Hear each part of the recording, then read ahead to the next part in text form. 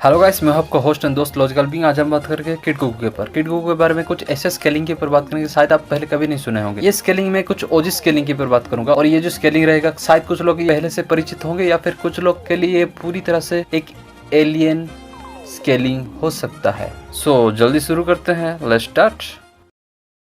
उसके स्केलिंग से पहले मैं कुछ इसका इंट्रोडक्शन देना चाहता हूँ कि किड गोकू एक ऐसा कैरेक्टर है जो कि पूरे फिक्शनल कम्युनिटी में राज करने वाला और सबका इंस्पिरेशन कैरेक्टर अभी भी बना हुआ है। इनफैक्ट मैं अडल्ट गोकू से ज़्यादा किड गोकू को बहुत ज़्यादा पसंद करता हूँ अभी भी। आइडिया ऑफ गोकू एक ही बार में इन्वेंट नहीं हुआ था, वो 2-3 बार के प्रयास के बाद टोरियामा सर के माइंड में एक एब्स्ट्रैक्ट शेप से रियलिटी में धीरे धीरे प्रकाशित हुआ।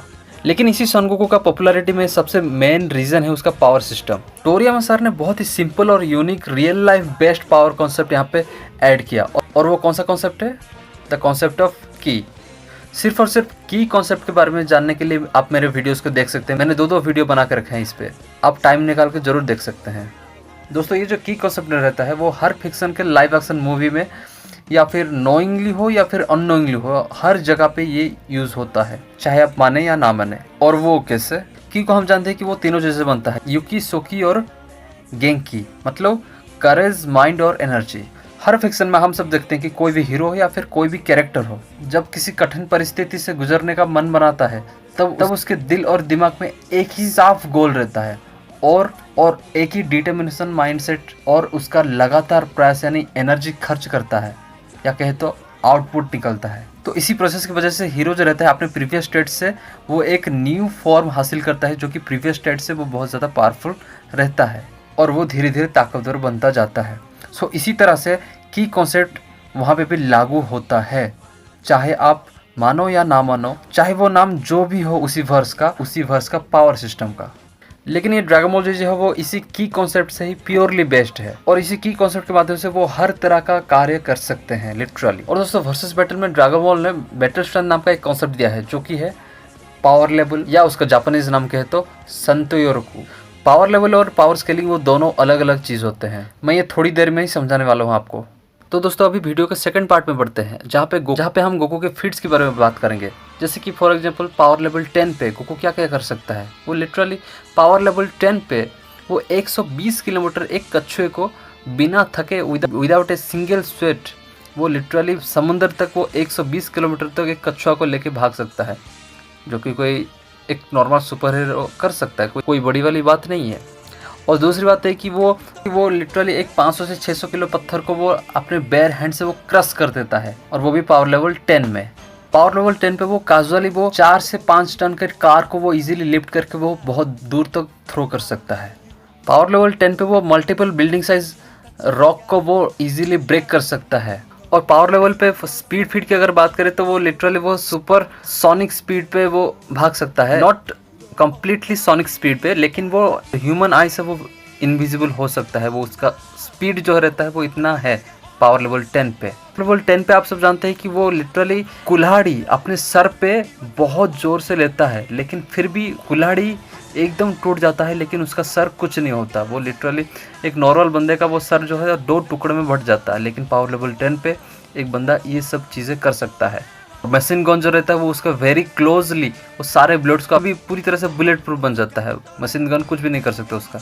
और दोस्तों, वर्ल्ड टूर्नामेंट सागा पे जब हम जानते हैं कि गोकू मास्टर रोशी के साथ ट्रेनिंग लेता है गोकू, फिर गोकू का पावर जो रहता है वो एक्सट्रीमली बूस्ट होता है। फिर एक नया वर्जन गोकू आता है जब वो फाइटिंग करता है जाकी चॉन के साथ। उसका पावर लेवल लिटरली वो 10 से सीधा पहुंच जाता है 100 तक। और इमेजिन कीजिए कि एक पावर लेवल 10 जिसके पास हो और वो ये सारे फीट्स कर सकता है, लेकिन इमेजिन कीजिए कि एक 100 पावर लेवल होगा और वो क्या क्या नहीं कर सकता। पावर लेवल 100 पे लिटरली दोस्तों आप यकीन नहीं करेंगे, आप 1000 टन को लिटरली अपने बेयर हैंड से वो क्रश कर सकते हैं इजीली। लेकिन दोस्तों, उसी तरह से गिरन नाम का एक ओपोनेंट था, जो कि उसका गम एक था, उसका गम का नाम था मेरी गो राउंड गम नाम का एक था, वो जो कि 100 टन से या फिर कह सकते हो कि 200 से 300 टन से ज्यादा उसको डिस्ट्रक्टिव फोर्स चाहिए होता है उसको ब्रेक करने के लिए। और टूर्नामेंट ऑफ सागा में दोस्तों जैसे कि नाम को हराया था गोकू ने, फिर गिरन को हराया था और जाकी चॉन को literally toe to toe fight किया था, ऑलमोस्ट हराने वाला था। उसका ड्यूरेबिलिटी इतना ज़्यादा बढ़ गया था कि मैं आपको एक अनक्वांटिफाइबल फीट आपको बताता हूँ कि जैकी चैन का एक इलेक्ट्रिसिटी टेक्निक था, जो कि पर सेकेंड ओपोनेंट को 10,000 वोल्ट का झटका देता है अपने बॉडी के सेल में, और गोकू उसमें फंस गया था। वो लिटरली 10 मिनट तक उसको सरवाइव किया। अब इमेजिन करो, आप कैलकुलेशन कर लो, आपके हर सेल में 10,000 वोल्ट का झटका लगेगा। जैकी चैन का पावर लेवल उस टाइम पे था 130 to 180।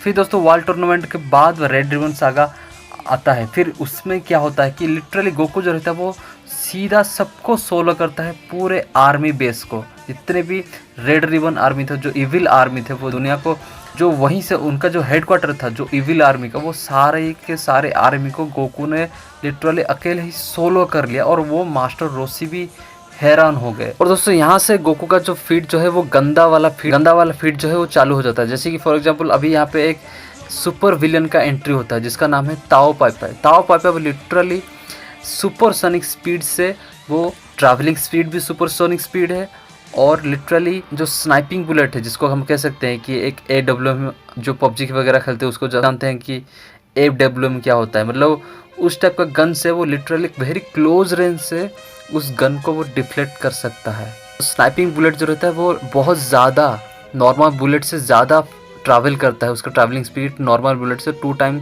या फिर 3 टाइम्स ज़्यादा फास्ट रहता है। और एक नॉर्मल बुलेट जो रहता है वो साउंड की स्पीड से 2 टाइम्स ज़्यादा रहता है। मतलब वो हम कह सकते हैं कि सुपरसोनिक स्पीड से वो उसका रिफ्लेक्शन था, वो भी कैजुअली विदाउट अनलिसिंग हिज की।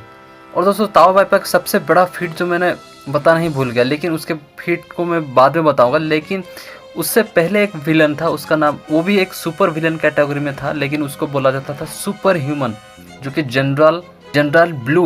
वो लिटरली वो मल्टीपल सिटी बस्टर के हिसाब से वो काउंट हो सकता है, लेकिन वो, हालांकि उसके पास ऐसा कोई डिस्ट्रक्टिव फोर्स नहीं था, लेकिन फिर भी उसका पावर लेवल जो था वो गाइड बुक के हिसाब से 100 to 130 के बीच में।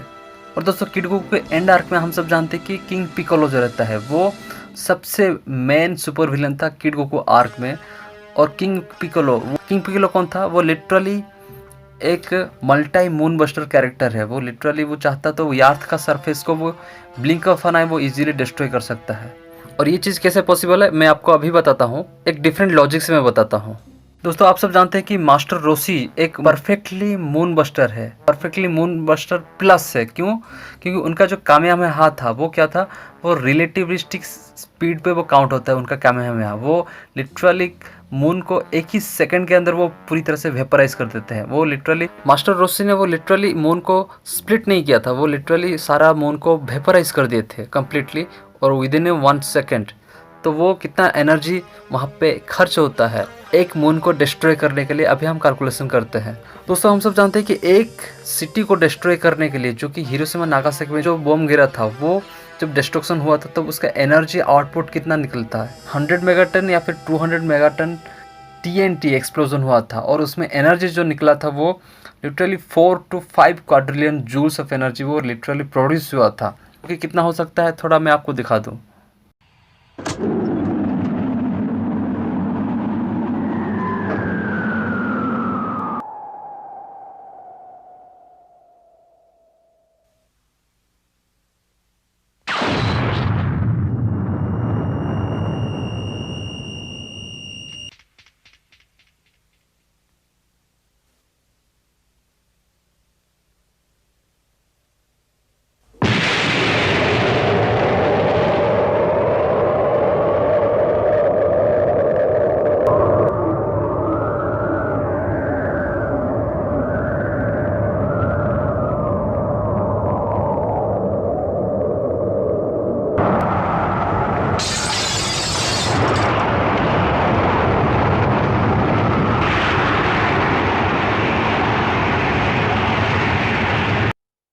ये सिर्फ 100 या फिर 200 मेगाटन TNT बॉम्ब ब्लास्ट होने से इतना एनर्जी प्रोड्यूस होता है। लेकिन इमेजिन कीजिए कि एक मून को डिस्ट्रॉय करने के लिए कितना एनर्जी चाहिए होता है। मून को डिस्ट्रॉय करने के लिए मिनिमम एनर्जी आपको चाहिए 1.5 नॉन-मिलियन जूल्स ऑफ एनर्जी, या फिर 500 एक्साटन TNT आपको चाहिए लिटरली डिस्ट्रॉय करने के लिए मून को। लेकिन मास्टर रोशी ने 2 टाइम्स स्पीड ज़्यादा मून को वेरी काजुअली डिस्ट्रॉय कर दिया, फिर वेपराइज कर दिया। मतलब इससे भी ज़्यादा, मतलब थाउजेंड्स ऑफ एक्साटन TNT बम एक साथ जब फटता है तब उतना एनर्जी निकलेगा, या फिर कह सकते हो कि 3 नॉन-मिलियन जूल्स ऑफ एनर्जी, जो कि मून प्लस है ये।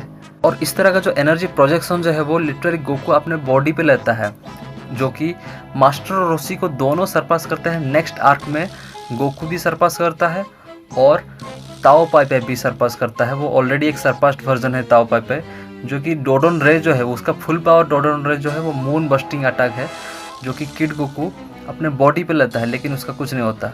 और किंग पिकोलो सागा में किंग पिकोलो इससे भी ज़्यादा डैमेज देता है गोकू को, क्योंकि वो एक मल्टी मून बस्टर कैरेक्टर है काजुअली। सो किड गोकू इससे भी ज़्यादा डैमेज, इससे हमें ये पता लगता है कि उसका ड्यूरेबिलिटी पता लगता है। और स्पीड फिट की अगर बात करें तो वो पहले से ही बहुत ही क्लोज रेंज पे बुलेट को डॉज करता आ रहा है, तो इसका मतलब ये वो फास्टर देन साउंड है वेरी इजी। और दूसरी बात है कि वो सब रिलेटिविस्टिक स्पीड में पहुंच गया था रेड रिबन आर्मी सागा में, जिसमें हम देखते हैं कि गोकू ड्रैगन बॉल को कैच करता है जब ड्रैगन बॉल स्प्लिट होते हैं, क्योंकि वो आसपास मतलब लाइट के बहुत ही मतलब 20% या फिर मतलब कह सकते हो कि एक बहुत ही मिनिमल लेवल पे वो ट्रैवल कर सकते हैं वो ड्रैगन बॉल्स।